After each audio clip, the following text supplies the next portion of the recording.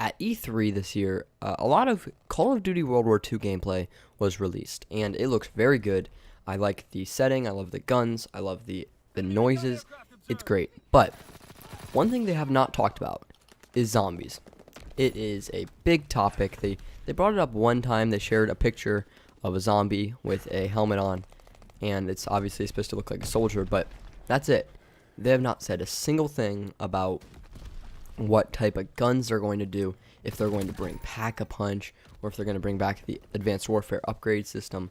We don't really know anything about this game mode. So I wanted to make this quick video telling you guys what to expect, just from what I've seen in Advanced Warfare, and from how Michael Condrey has been talking about the game, and along with that I'm going to be showing some gameplay from E3, and I'll link all the gameplays in the description because obviously it's not mine. I didn't go to E3 and get it. So, let's get into it. So, to start off, the first thing we need to talk about is the characters. The characters will probably be bad. And the only reason I'm saying this is because even in World at War, the characters weren't very great. They were funny. Nikolai was funny, and Richtofen was funny, but they weren't great like they are right now in Black Ops 3 and in Black Ops 2, kind of. So don't expect to see the best characters ever in this game. Infinite Warfare has been pretty bad when it comes to characters, and Advanced Warfare had OVREZ. OVREZ is pretty much it. For some reason, OVREZ was their biggest character, and it didn't really make a lot of sense. They tried to make a big plot change when they removed him and brought in another character that, once again, I don't know the name of. It's just a lot of forgettable characters. I feel like they won't really improve just because not a lot of people complained about that, I don't believe. So, don't expect to see their best characters in this game. Something that you could expect to see is great weapons. It's been a kind of a theme in all zombies games that there's wonder weapons, but there's also the main weapons that you'll find in multiplayer. Meaning, a lot of these guns you're seeing in the gameplay will most likely be found in the zombies game mode. The grease gun, and maybe even the flamethrower, these are going to be pretty big, I believe, in the new game mode. So, that's going to be great, because the biggest problem I saw with Black Ops 3, at least the first couple maps, was that they always kept the same futuristic guns, and they got really old. Like, I'm just thinking of the Cuda. The Cuda's been in every map, and it's just so boring. It's I think they tried to replace the old SMGs with this, and it's just, the Cuda's just not really great.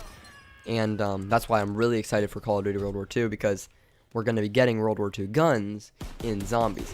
Now, another big thing along with the characters is the Pack-a-Punch. They could either do one of two things. One is they could do what Infinite Warfare did, where they just straight up call it Pack-a-Punch. They don't change anything about it. It's 5,000 points. It is Pack-a-Punch. You can double Pack-a-Punch, and that's it. Or they can do what they've done in Advanced Warfare with their upgrade system. It's 2,500 points for one upgrade, and once you hit 3 upgrades, I believe, is when you get an attachment. You get a sight, and then after that you get another attachment, and it slowly goes to 20, and then you can get to 25. So that is most likely what they're going to do, from what I've seen, just because a lot of people liked that. I loved it. Every time you did it, you got a new camo. It was really cool. I believe the last camo was like an exclusive zombies camo, but it was very cool, and I really liked it. I think I liked it more than the Pack-a-Punch system, at least in Infinite Warfare, just because nothing really happens when you Pack-a-Punch. There's not a lot of change, at least for the M1 Garand or whatever it is in the spawn room, when it turns into a shotgun. But I'm not really a big fan of that, so I think this upgrade system will be very unique and will make it its own thing, instead of it being kind of a copy of Black Ops 3, which is what Infinite Warfare has been doing, at least in their first 2 DLCs and Zombies in Spaceland. The setting, I think we got set down. It's going to be World War II. They're calling it Nazi zombies. It's not going to be Nazis. It's going to be, I believe, just Germans, because they can't have the swastika. That's only going to be in a campaign. But it'll be zombies in World War II, which we don't really need to even worry about them bringing it to a future like they've done. Even in Black Ops 3 with a futuristic game, they didn't even go into the future. So I don't think we need to worry about that. I shouldn't have to focus too much on that. I'd say the final thing to talk about is the perks. The perks were done not very good in Exo Zombies.